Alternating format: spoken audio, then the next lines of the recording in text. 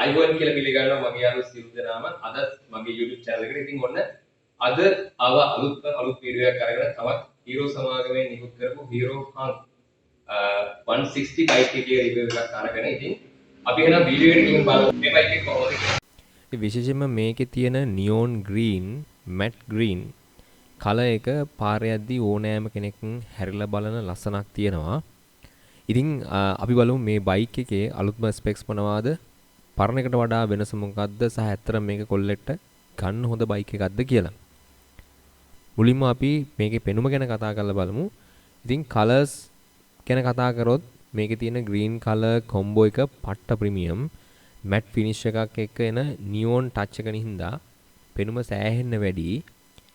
මේකේ ඉස්සරහා තියෙන රත්තරන් පාට golden USD fork set එක හින්දා බයික් එකට අර big bike look එකක් එනවා. ඉතින් මේ segment එකේ ගොඩක් බයික් වල තාම මේක නැහැ. Hero Hunk ලගේ unique H shape LED tail light එක මේකෙන් මාරම ලුක් එකක් ගෙනහලා තියෙනවා බයික් එකට.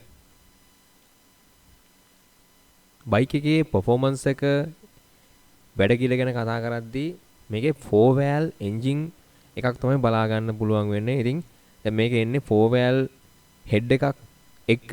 ඉතින් ඒ කියන්නේ 163.cc engine එකෙන් දැන් horse power 16.9ක් සහ torque එක newton meter 14.6ක් එළියට දෙනවා.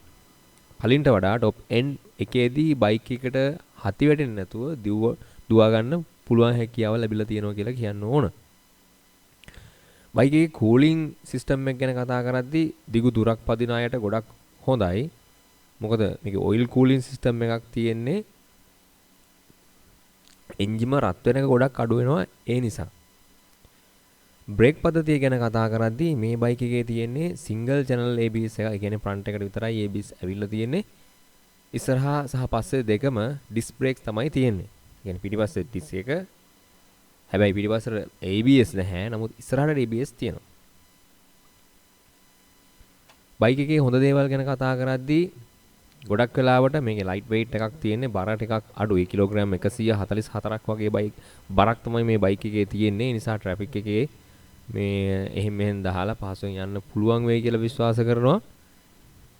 ඒ වගේම මේකේ කම්ෆෝට් එක ගැන කතා කරද්දී මේ සීට් එක අර N160 බයික් එකේ සීට් එකට වඩා ඝනකමට සුව පහසු විදිහට ස්පොන්ජ් හොඳට ඇඩ් කරලා හදලා තිනවා. ලොං රයිඩ් එකකට යන අයටත් අවුලක් නැහැ. ඩේලි වැඩට යන අයටත් අවුලක් නැහැ කියලා කියන්න පුළුවන්. මොකද සීට් එකේ හොඳට කුෂන්ස් තියෙන නිසා අර යන්න පහසුවක් වෙනවා අනිවාර්යයෙන්ම. ෆුවල් මයිලේජ් එක ගැන කතා කරද්දී මචං ලීටර් එකට කිලෝමීටර 45ක් වගේ තමයි යා ගන්න පුළුවන් වෙන්නේ. 50ක් සාමාන්‍ය උපරිමයයි. මේ හොඳ මයිලේජ් එකක් 160cc කාණ්ඩේ බයික් එකක් හින්දා. ඉතින් ඒ වගේ මයිලේජ් එකක් තමයි අපිට මේ වගේ මැෂින් එකකින් බලා ගන්න පුළුවන් වෙන්නේ.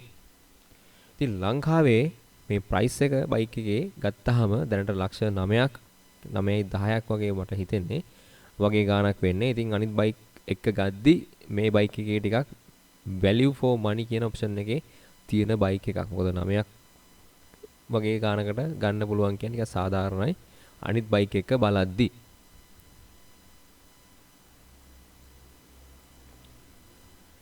හැබැයි මචං මේකේ පොඩි අඩුපාඩුවක් තියෙනවා.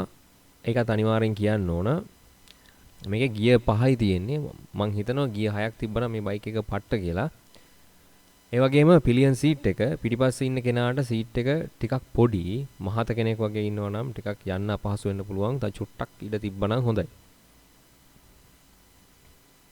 ඒ වගේම මේ ඩිජිටල් ඩිස්ප්ලේ එක ටිකක් අවුව වෙලාවදී අද්දි ටිකක් පේනවා අඩු ගතියක් පෙන්නුම් කරනවා. ඉතින් ඒකේ තව ටිකක් බ්‍රයිට්නස් එක වැඩි කරලා හරි මොකක් හරි කරලා දෙන්න තිබ්බනම් සුපිරි.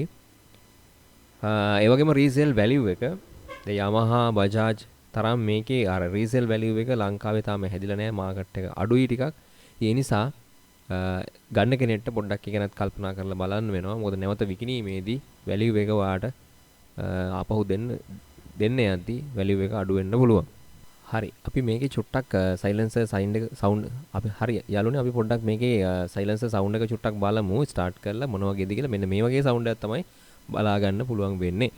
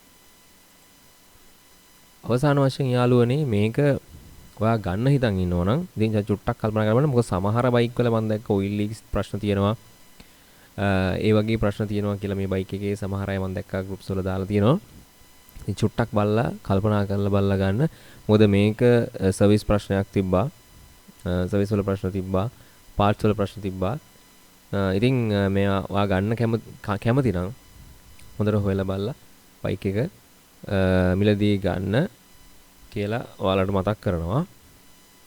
ඉතින් අවසාන වශයෙන් කිව්වොත් ඔයා හොයන්නේ ලස්සනට පාරේ කැපිලා පේන හොඳ මයිලේජ් එකක් දෙන ට්‍රැෆික් එකේ පහසුවෙන් පදින්න පුළුවන් කොල්ලෙක්ට සෙට් වෙන බයික් එකක් නම් Hero Hunk 160R 4 valve bike එක කියන්නේ හොඳ තේරීමක්.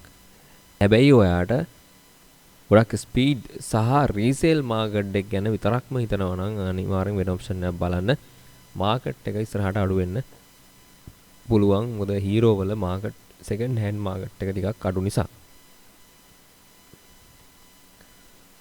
right හරි එහෙනම් ඉතින් මං හිතනවා මේ වීඩියෝ එක ඔයාලට වැදගත් වෙන්න ඇති කියලා. එහෙනම් මේ වීඩියෝ එක ඔයාගේ යාළුවන්ටත් බලන්න ෂෙයා කරන්න, ලයික් කරන්න, ඒ වගේම කමෙන්ට් කරන්න. ඒ වගේම channel එක subscribe කරලා නැත්නම් අනිවාර්යයෙන්ම subscribe කරන්න. තවත් මේ වගේ ලස්සන වීඩියෝ එකක් හම්බෙන්න බලාපොරොත්තු වෙමින් අදට මම ඔයාලගෙන් සමු ගන්නවා. එහෙනම් ඔයාලා හැමෝටම ජය වේවා. හැමෝගෙම බයික් සීන ඉටු වේවා කියලා ප්‍රාර්ථනා කරනවා. එහෙනම් ගිහලා එනම් මම කැමෝ.